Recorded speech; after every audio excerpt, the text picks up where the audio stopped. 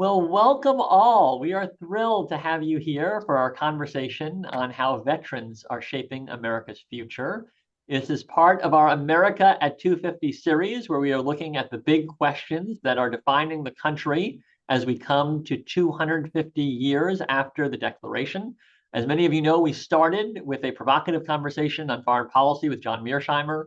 We then had Sue L. Chan talk about journalism over 250 years. We had David Rubenstein to talk about civic virtue and civic monuments. And now we have Rye Barcott, who is a veteran himself and has just authored a phenomenal book that you'll hear a lot more about. And I'll just mention that next month we will be with a Atlantic journalist talking about 250 years in education and then looking forward at what that means for the future of civil society. And so with that, I'm going to take down my screen here and I'm going to welcome our phenomenal guest. There we go. Hello, Rye. Welcome. Hey guys. So Rye is a very accomplished person, as you will hear about. He is a veteran. He served in our military. He now leads with honor, which I'm sure we'll talk about. He has an honorary degree from Dartmouth, which is quite impressive at his young age, and an honorary doctorate, I should say specifically.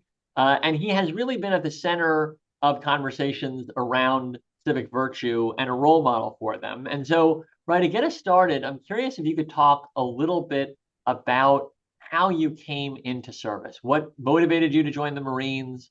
And then talk a little bit about, after that experience, how you continued your service. And then we'll jump into some of the themes of the book.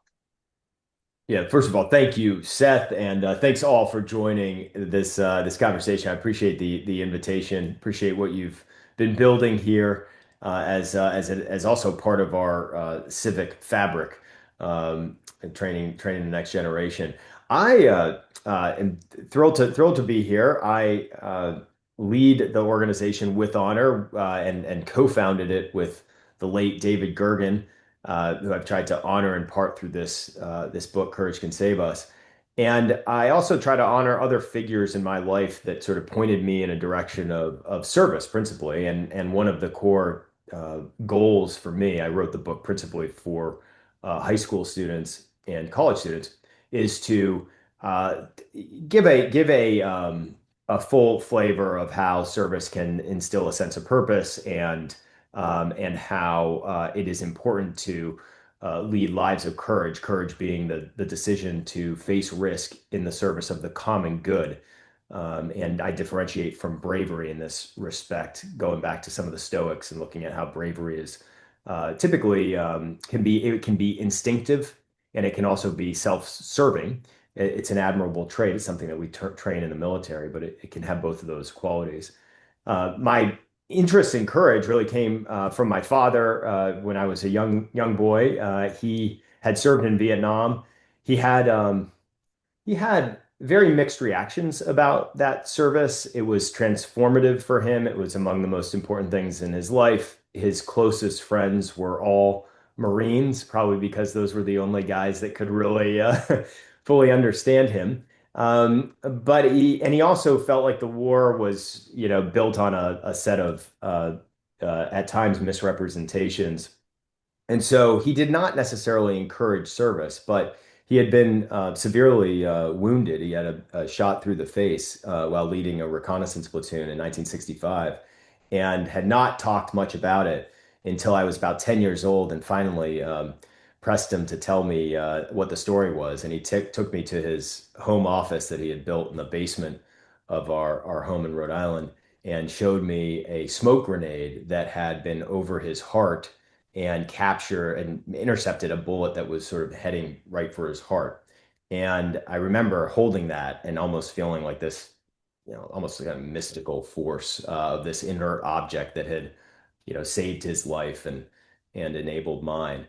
And I was curious about the decision that he made to go back into the field after those injuries, because he was given the opportunity to go into a rear guard assignment, but he decided to continue and fulfill his deployment.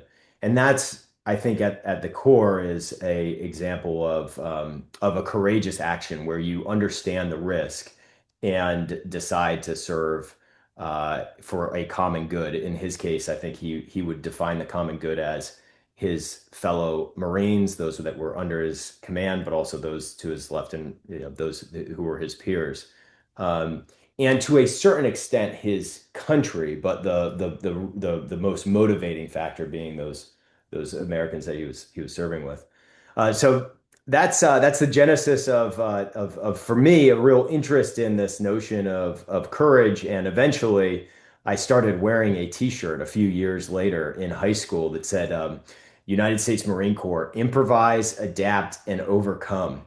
And I still have the T-shirt actually, like 30 years later. And it was really interesting because I would get respect from my peers, but also from adults when they saw this T-shirt. And so, like, I started conforming to this notion that, oh, this could be a path for my career, or at least the beginning of my career.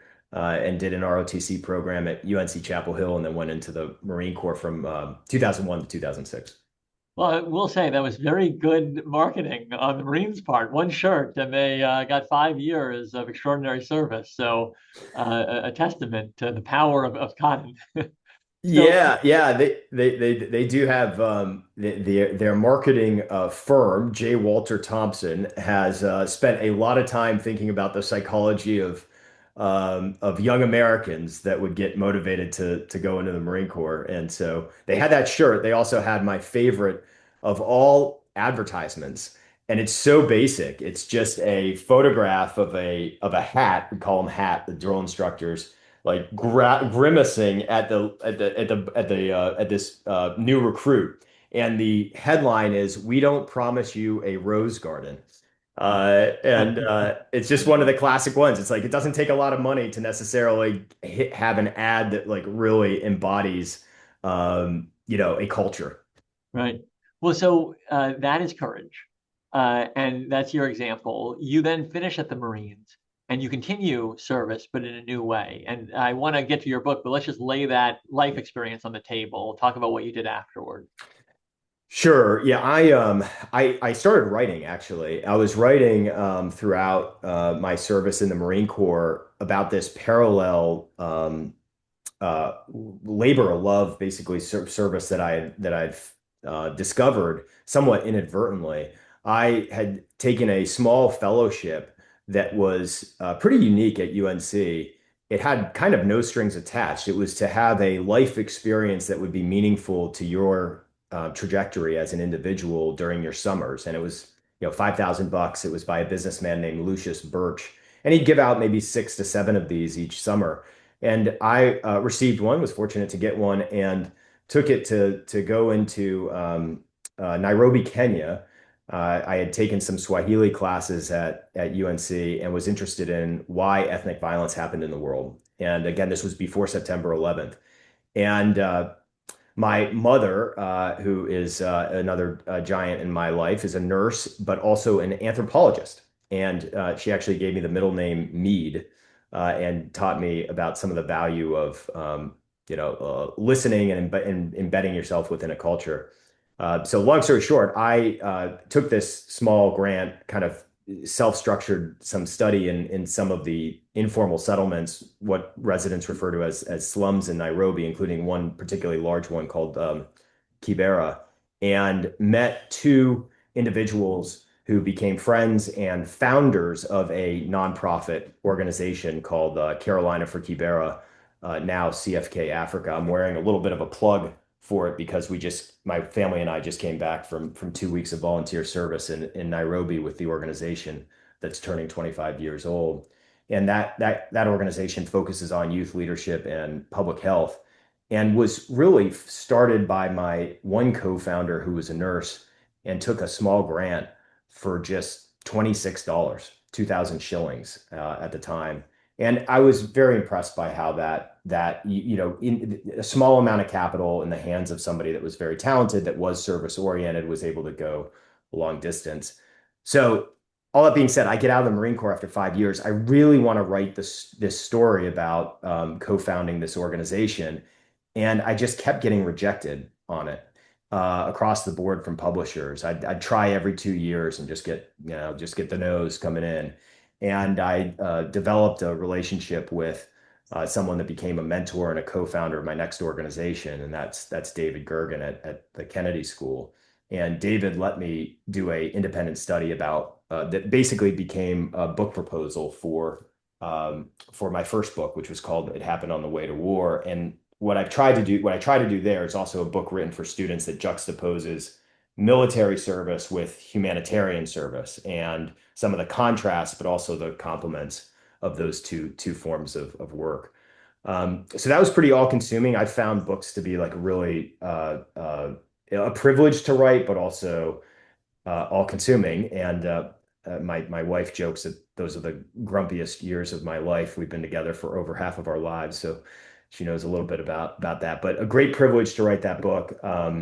Published it, went into the business for a while to earn some money and frankly learn some of the tools of business. And then eventually started a business with a Marine named Dan McCready. We were financing solar projects around the US, and we were fortunate with the business, did well enough that he decided to pursue a path back into public service and run for Congress. This was back in the 2018 election cycle. And there was a surge of veterans that were running across party lines. And I went to David Gergen, who, of course, was a bipartisan presidential advisor and just a great person. And David suggested that we look into the data around how veterans in Congress voted over the last 50 years. And he recalled, essentially the decline in Congress from a high water mark of about 70% of members of Congress serving in the military to today's numbers, which are around 20%. And when we did an analysis with a West Point professor, what it showed was very interesting because it showed that as they voted as an aggregate, veterans had voted in a more cross-partisan manner. They had higher scores in terms of co-sponsoring activity. And, it's not all of them. There are certainly many exceptions, many very partisan veterans this day and age. But that created a sort of intellectual basis for us to say, let's start an organization. We called it With Honor. I became the leader of it. David was a co-founder along with another Marine named Peter Dixon. And we have worked to both help educate, recruit, train, elect, and then support. Most of our work now is working with a cohort of 50 veterans in Congress, mostly focused on national security policy, national service, and civic education. Nice to have Barbara Stewart part of this organization. We worked with her when she was the head of AmeriCorps. And then Veterans Affairs with a particular focus in mental health. But like actually have a group of individuals that still trust each other across party lines and take a pledge to serve with integrity, civility, and courage. In this case, the courage to work across party lines and really have an often different form of courage than we were generally training for in the military, which is a more moral form of courage where you put your reputation at risk, you put your friendships at risk. And we feel like that is, most Americans feel like that is completely absent in our politics today, or very absent.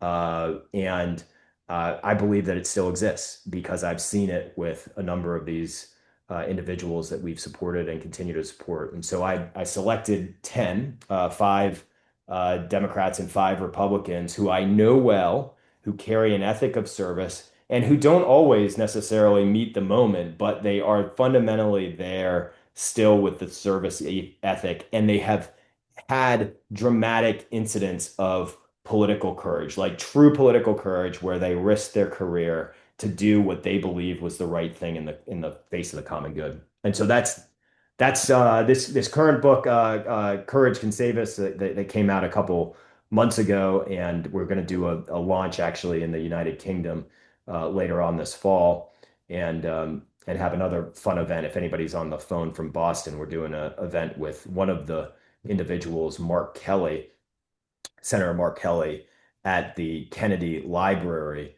on September 8th as a commemoration of the 70th anniversary of Profiles in Courage, which was part of the inspiration for the book. I first read that with David Gergen in another independent study with him. Well, it's a fascinating story, Rye. I mean, thank you for walking us through it. Thank you for your service at many levels. And I want to now jump into this book that is a New York Times bestseller, and talk about what you see as, let's start with the reason why. I mean, so you just described one element. We're going to go further in terms of how veterans who then come into elected office, which is a smaller share than it was a generation or two ago, how that shapes potentially their perspective, right? It doesn't determine their perspective, as you said. There are Democrats and Republicans, they're extreme and centrist, but on average, right, you're seeing more potentially flexibility in how to think about issues among that group than the general elected body. And so I'm curious if you could talk a little bit about why and how. Like, how, in your view, does military service potentially prepare veterans for leadership in a different way to meet this polarized moment? Is there a thesis that you've been developing around, like, is there something in common out of their veteran experience that shapes why that average is different than the average among elected officials as a whole? Yeah, thanks. Let me talk about that, but in a slightly broader way, Yeah, because With Honor as an organization now supports individuals that have served in other capacities, and one of the 10 is a prior FBI agent, yeah, and we have been a very strong proponent of enabling civilian service. But the core bind there, or bond rather, is the service to something larger than yourself and working with Americans from all different walks of life in jobs where it truly does not matter who your daddy or mommy is. It does not matter what your beliefs are, religiously, religious beliefs, certainly not your political beliefs, yeah. to the extent that that's even known. But it is, I think, one of the places, the American military, that's as close to a meritocracy as you get in institutions these days. And there's a particular saying that I was very fond of in the Marine Corps, that you are only as good as your last duty station, which is a statement not only that you need to perform, but you also need to continue to perform. And that's what is the basis of the measurement, the meritocracy. Todd Young, incidentally, spoke a lot about that in his chapter in this book. That was an attractive quality, and it certainly was very attractive from my standpoint of saying, listen, this is a place where you can go and perform, and again, the background doesn't dictate uh, elevation of status.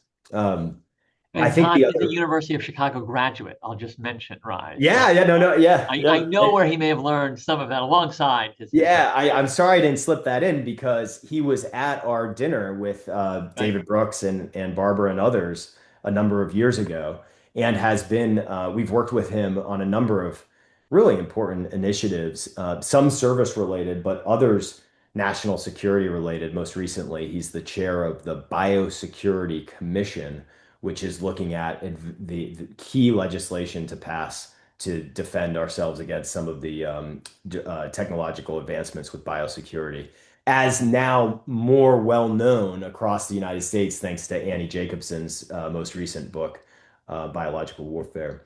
But yeah, so Todd was very focused on the meritocracy piece, and that comes forward in his chapter because it's not perfect. The military is not perfect. It makes mistakes. Sometimes it is misled. Sometimes the bureaucracy just, doesn't live up to the expectations. And Todd speaks about one incident in particular where he was at the academy training, doing everything that he was supposed to do in order to qualify for a job. And all of a sudden they changed the rules and it became a popularity contest and he didn't get the job. But he still remembers that. It's still embedded within his consciousness, and it helped motivate him around this ethic of service that, hey, at the end of the day, it's not all about you. Right. We're a very individualistic society, and military service or just service in general can help levelize that, I think, in fundamentally healthy ways. So the other piece for us organizationally, to sort of shift to the organizational hat, and all my author proceeds from Courage Can Save Us, go to our nonprofit with honor. But organizationally, one of the reasons why we've really focused on communicating about veteran leadership specifically is that it's one of the only groups in America now that still has high levels of trust across Yeah. party lines. And that's based on data. We measure it. We partner with Gallup to measure that and other professions. Nurses happen to be the leading profession, but we've seen an erosion of trust, obviously, across both public institutions as well as avocations, uh, elected officials being near the absolute bottom. So what we're doing is combining essentially a perception of a group that is really lost a lot of trust, but has a very important role in society and elected officials with military veterans that still can have high levels of trust. We shouldn't take that for granted. That can ebb and flow, but right now that's part of the thesis of the organization. When I would posit there's a through line. I mean, I think what you described in what is shaping veterans is the humility to be serving a bigger cause than yourself. And that, I think, creates a type of discipline where your role is really to be a steward for the country, right? And then you take that identity into your elected office, right? That is a very different identity than I think the politics of election in a TikTok era. I mean, I am not meaning this as a partisan Yeah. statement.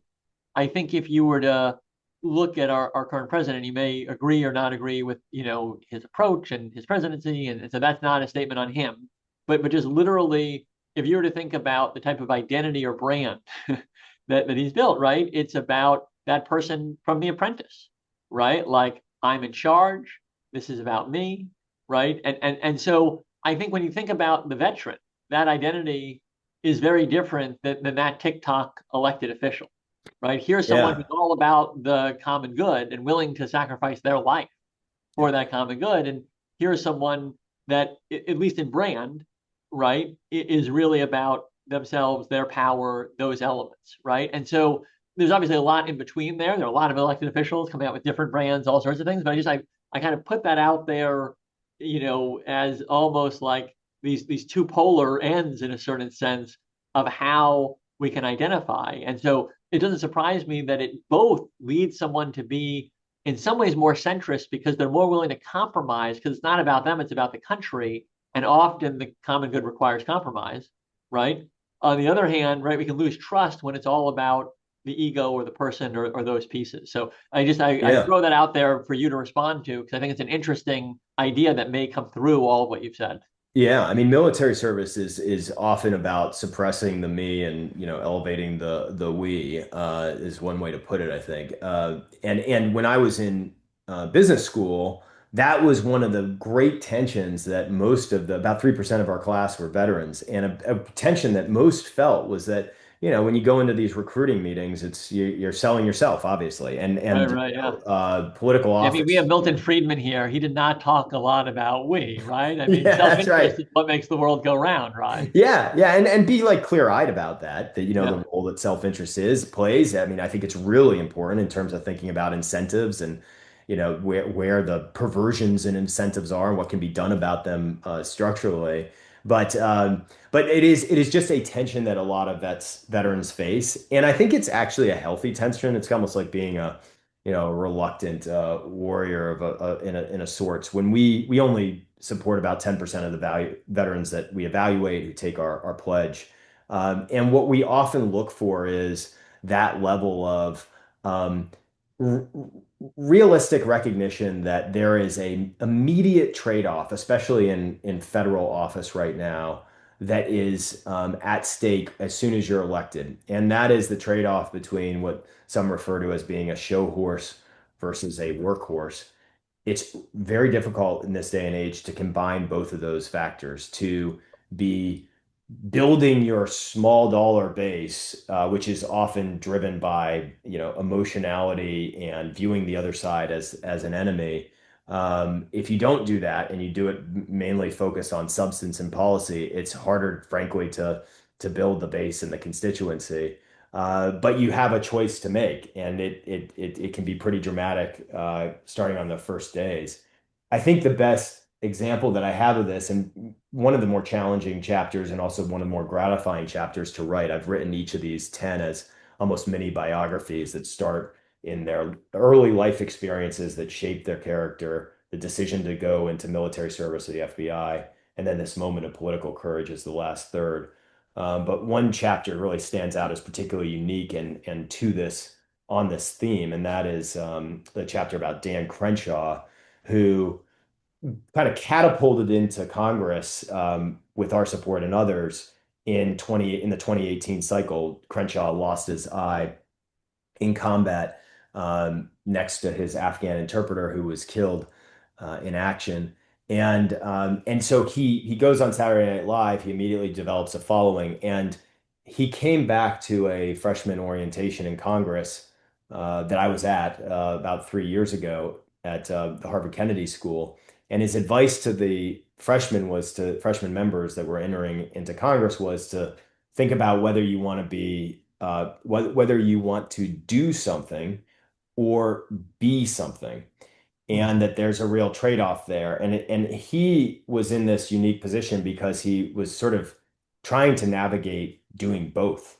And it's very difficult to do so, particularly in this environment where truth does not necessarily prevail, especially in the short term and especially in regard to elections. And so Crenshaw ends up becoming a casualty of essentially a truth.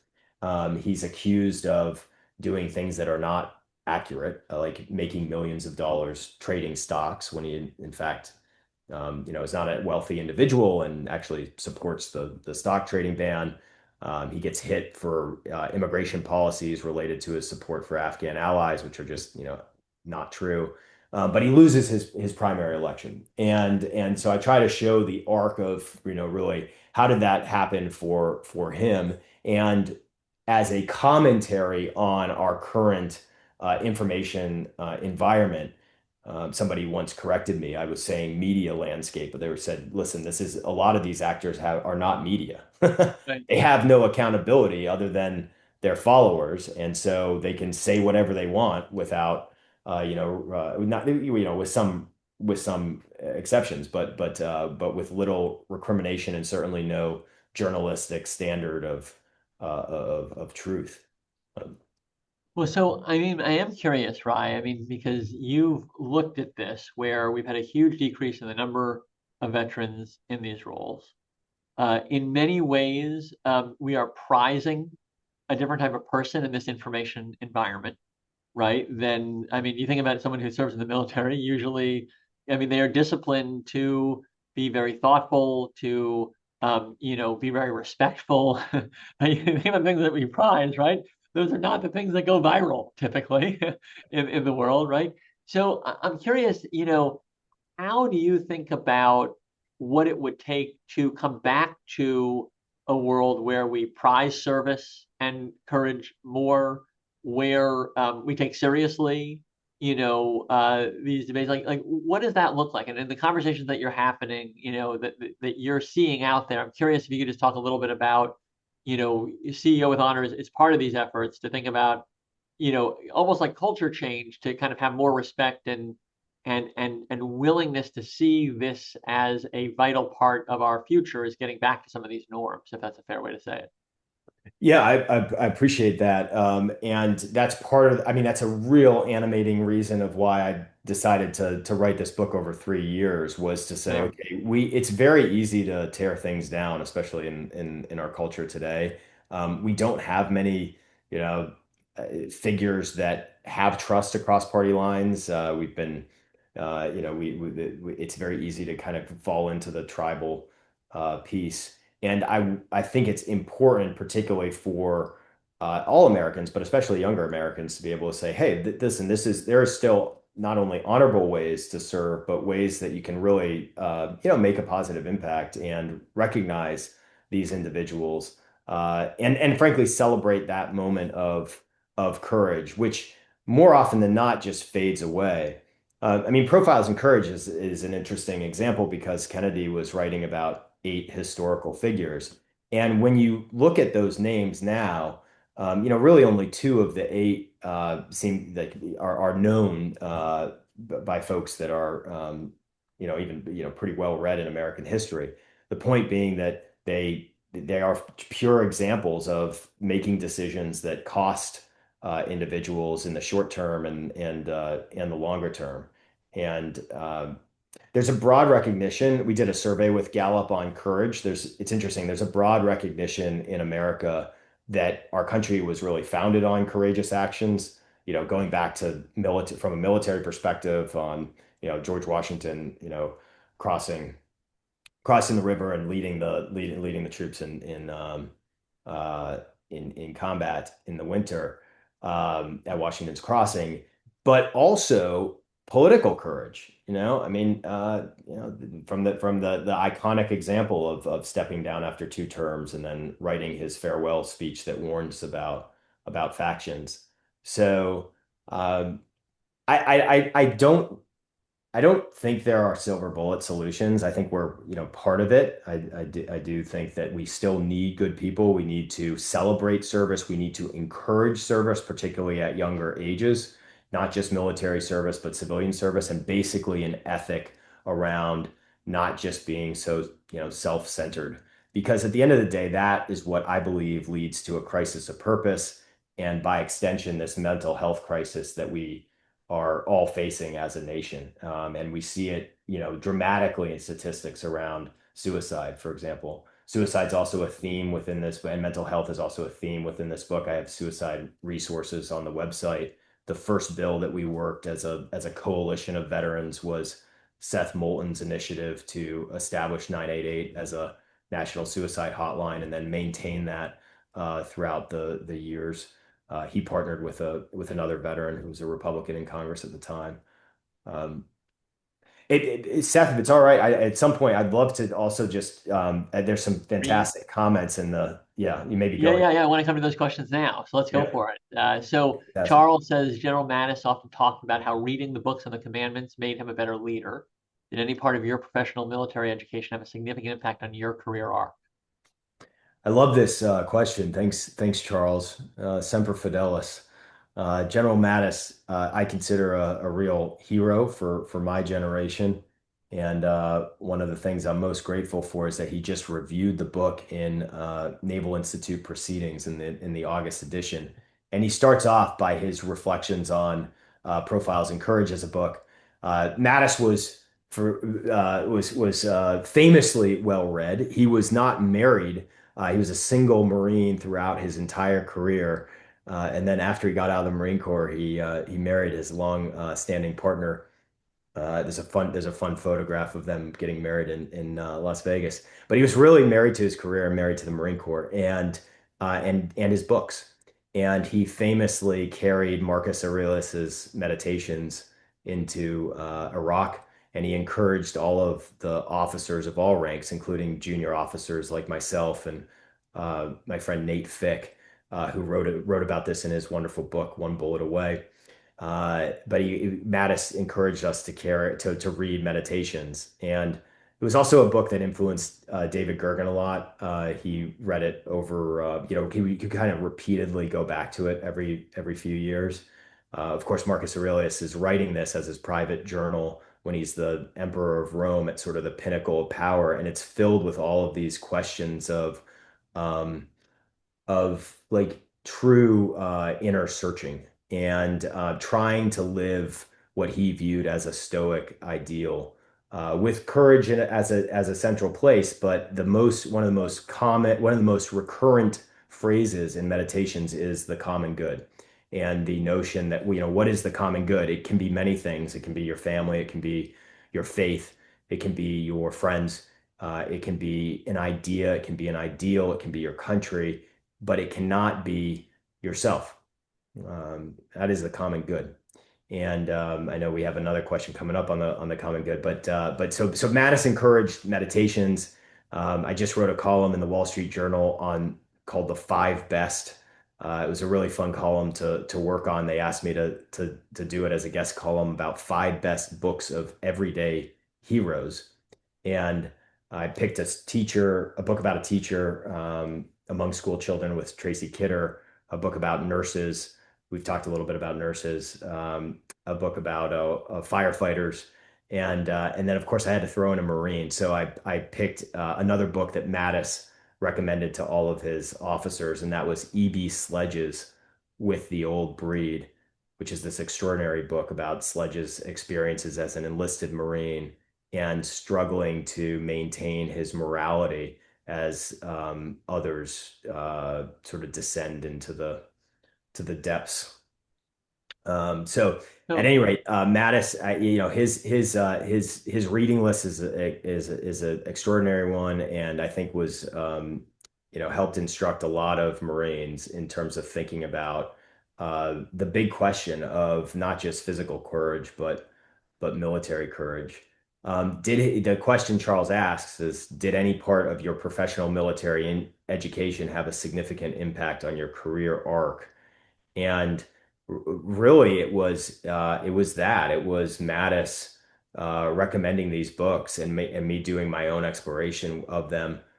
By the way, I was doing that. I don't know if I've shared this publicly, but I was often reading those books during military training classes because I found the classes so boring that I would like tune out the tactic movement. That is not necessarily the best advice because those tactics can save your arse.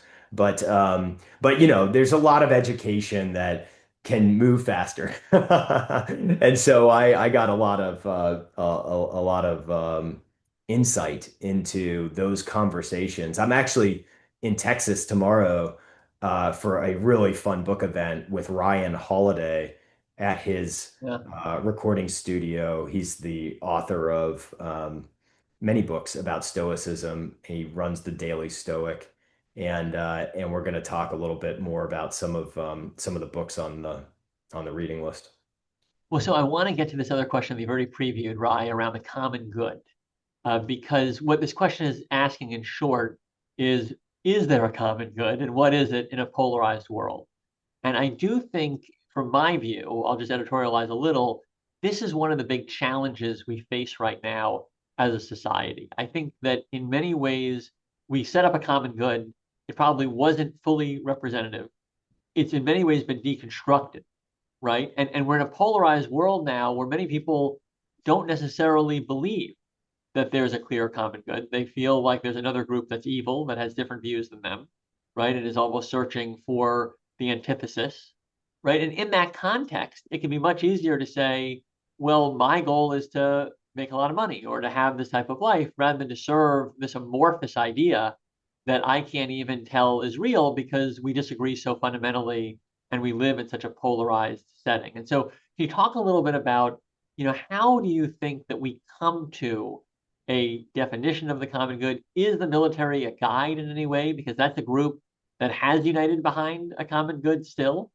And so what can we learn as a society as we go through what is a very polarizing moment where I think this is much more fraught than it was a generation or two ago? I mean, you think about when we celebrated the 200th anniversary of the country, and that was a much more straightforward celebration than the 250th in terms of alignment around what are those founding principles and how are they operating today. Yeah, it makes me first sort of just reflect on these two different spheres of polarization, ideological versus what's sometimes referred to as affective polarization. And arguably, the affective polarization is much more salient and corrosive in our country right now. Affective polarization is sort of an identity, more of the identity politics than the actual substance of the disagreement. Um, there's a survey that I quote in the book about registered Republicans and Democrats across the country, national survey. Now, a unique trend is that the number of unaffiliated Americans has grown substantially over the last 20 years from in the 30s to over 40% of Americans who have dropped their party affiliation. But among those that are still registered to a party, and of course, many people still vote in a partisan way, but they are signaling that they are dissatisfied with the duopoly, two-party duopoly. But among those that are registered, this particular survey had the numbers at about 80% of both Democrats and Republicans that referred to the other side as the enemy, which is a particularly difficult position to sort of get out of if you immediately if your frame, and of course it depends on how wide that is, but if that's your frame, it's very, you're anchored in a difficult place. So affective polarization versus ideological polarization. Obviously, on the ideological piece, a lot of the parties ebb and flow on ideas. I mean, we've seen that play out just over the last 10 years. I do believe that there is fundamental truth and a common good. And I think that one of the biggest battles is that battle for truth. I mean, coming back to the Crenshaw chapter, that's his last line. He's just like, Yeah. "Will you just tell the effing truth?" And unfortunately, of course, the truth is disputed and is more difficult for some Americans to find because of the specific kind of information rabbit holes that they're digesting their content in. But I just want to say, Rye, I yeah. think those two go together. I think if you believe there's a common good, truth matters. Because if you believe Yeah. that you are searching towards something, then it matters to be factual because you're trying to serve this bigger purpose. If you believe this is good versus evil, they're evil, anything I do that wins is good. It doesn't matter if I lie, right? Because there is this duopoly, right? And so I think they're very tied. And in many ways, the polarization reinforces myth truth because you say, well, we're so right, it doesn't matter if it's true, right? And you have that dangerous pathology that kind of takes over. I want to get to one last question, so we have 2 minutes left. And Sure. truly, my most brilliant colleague here at the university, which is saying a lot, we have 101 Nobel Prizes affiliated with the university, has put a question in the chat, so I want to make sure to get to it. Rosanna Ander mentions one of the areas that she's worked on is policing leadership development through the Policing Leadership Academy here at the university. Awesome. She would love to hear your thoughts on what can be done to help make policing an area of service that more people, including veterans, want to go into. As an aside, this is just an amazing statement of what she's built at the university in this policing academy. General McChrystal is actually one of their instructors. Some of the police leaders I have gotten to know through the PLA are some of the most courageous people dedicated to service I have ever met, yet the profession is itself so polarized and politicized. And my guess is those numbers don't look quite the same on trust that they do for veterans. And so curious if you could think about how we put police into that service identity and thought, and how you think about how we continue to restore trust in policing. Well, thank you for that, Roseanne, as well. And I followed your work some through and attended one of your dinners many years ago. And I really applaud it because it is a profession that's so important in the country, but is really, yeah, I've gotten caught in the crosshairs here and I think one of the important things to do is highlight examples of police that don't necessarily ascribe to any, ideological viewpoint, but are doing good deeds and serving in a courageous way, physically courageous, putting their life on the line, as well as morally courageous. We don't hear many stories about that. I remember one of the Marines that I served with. Many police are veterans. I remember, I'd be curious of what the actual percentage is, but I think it's quite high. One of the Marines that I served with, after getting out of the Marine Corps, put himself in harm's way in a building and saved a little kid. I remember we flipped the article around our internal chatters, but we don't have many examples that sort of rise above that occasion. So I think it's important to celebrate the examples that exist, but do so in a way that's like a human that are human stories and don't just create hagiographies or fluff pieces. And that's what I've tried to do with Courage Can Save Us is in some ways have like a Trojan horse for civic education, particularly in high school and in colleges. And I should say, we do have a very generous donor who has offered to send books to low-income schools. And so we are We have a campaign underway. If anybody knows a teacher that would like a free book, they can get a free book. And there's a study guide for both high schools and colleges that really tries to examine this notion of courage as it relates both to our governance, but also to our individual lives. And I do see another chat. I know we're at time, but I do see another good question here by Jeremy about, is it possible to have courage as virtue without temperance? And I don't believe that it is. I think they are connected as to go back to Ryan Holiday and the Daily Stoic, that courage can be seen, I think, accurately as the hinge virtue, because it's the one that tests the others, as C.S. Lewis once famously put it. But you have to have these other ingredients, and a lot of that, as we see in this, as I saw in this book, meeting the parents and meeting the families, a lot of that stems from your upbringing, and those of us that have been blessed to have, amazing parents, which is, not all of the world. Well, Ryan, thank you for this fascinating conversation, and thank you for what you're doing. I mean, the context is that we are looking at service without really appreciating how essential it is to building a country that is rooted in the common good. And what you're doing with these profiles is you are helping us all to have an aspiration and hopefully beginning to change, right, the culture in a way that points us back in that common good direction. So thank you. We appreciate it. And we look forward to seeing you all over the country and world as your Well, thank you, and stay tuned as well to one of the 10 and all of the 10, but one of the 10, the University of Chicago alumnus, Senator Todd Young, whose chapter is called "Prefer the Hard," which is a direct quote from him. Prefer the hard.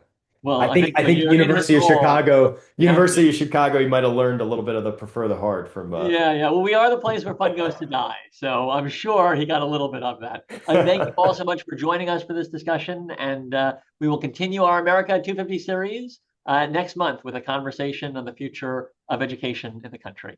All right. Thank you all. Thanks again, Rye, for a Thank great you. conversation. All the best. Bye.